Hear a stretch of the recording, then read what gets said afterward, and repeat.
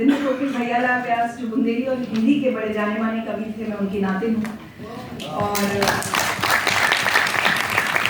मेरे लिए एक थोड़ा भावुक क्षण ये है, मेरी पहली हिंदी शिक्षिका जिसको कहते हैं मेरी नानी रही, जो अगर हम लोग हमारे ज़माने में बचपन में अपनी नानी दादियों को चिट्ठी लिखते थे, लेकिन जब मैं उनके अपने ननिहाल दतिया जाती थी तो वो मेरी चिट्ठियाँ रखती थी और सबसे पहले मुझे डांट से शुरुआत होती थी कि ये मात्रा गलत क्यों है, ये का पेट, ये बा का पेट इतना छोटा क्यों है। तो मतलब, और मैंने अपनी पहली हिंदी शिक्षिका को भी 15 नवंबर को खो दिया, तो आज का मेरा ये सम्मान उनको समर्पित है।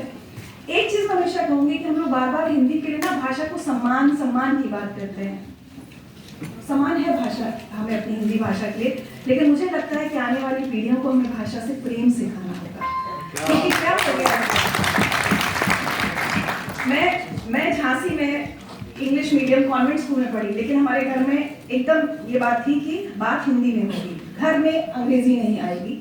और आप सोचिए, मेरी बेटियां नोएडा में पब्लिक स्कूल्स में पढ़ रही हैं, जहाँ पर बच्चे ऐसे बात करते हैं जैसे वो भारत में कभी रहे ही नहीं, अमेरिका से ही आ रहे हैं, एक्सेंट होता है, सब होता है। और मेरी बेटियों के लिए भी घर में वही अनुशासन है कि अगर 2 सेंटेंस लगातार इंग्लिश के हो जाते हैं तो मैं तीसरे पर टोक देती हूँ कि हो गई अंग्रेजी, अब हिंदी पर आ जाओ। क्योंकि हमारा ये माना गया कि अंग्रेजी सीखने के लिए हम तुम्हें बहुत अच्छे स्कूल में पढ़ा रहे हैं, तुम वहाँ पर सीख लोगे, लेकिन हिंदी सीखना जरूरी है।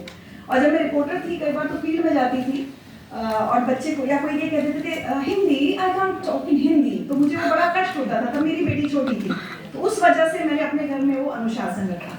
तो सिर्फ आप लोगों से कहना चाहती हूँ कि क्या होता है, हम लोग हिंदी के सम्मान की बात ना ये कॉन्फ्रेंस हॉल्स तक ना रह जाए, मुझे इस बात का बहुत डर है। क्योंकि जब अपने घर जाते हैं, हमारा बच्चा कहता है कि मैं देखती हूँ लिफ्ट में आते थे, माँ कह रही बेटा आधी खिचड़ी मतलब जैसे होता है ना, पानी ड्रिंक कर लो या वाटर पी लो, मतलब इतनी खिचड़ी भाषा करते हैं कि ना अंग्रेजी ठीक बोल रहे हैं ना हिंदी।